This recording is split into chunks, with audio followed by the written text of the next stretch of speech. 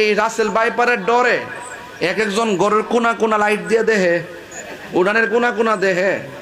আরে বাতিজার ভূত, কবরে যাওয়ার পরে যে কত রাসেল বাইপার বইয়া রইছে সুদ করে কামড়ায় ভালো গা। আরে হাত তুলে কো, হাত তুলে কো, হাত তুলে কো। মুখটা খারাপ করিস না, কয়ে দিলাম। রাসেল বাইপারের ডরে কষ্ট নিয়ে নেওয়া যান, এটা উচিত কথা। এই হক কথা না কইলে আমার মুখ চুলকায়। রাসেল ভাইপারের ডরে, আরে বাপরে বাপ, বাপরে বাপ। আরে কবর যে কত রাসেল ভাইপার বইয়া রইছে।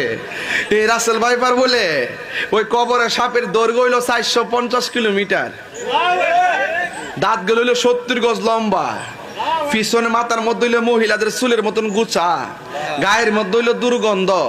সুবলটা মারলে 70 গজ মাটির নিচে দেহটা আলাদা করে ডুহাই দিব। তখন কোন উজাইব, কোন বাইদ্যে আইব, আর কোন ডাক্তারের কাছে যাবে, কোন ভ্যাকসিন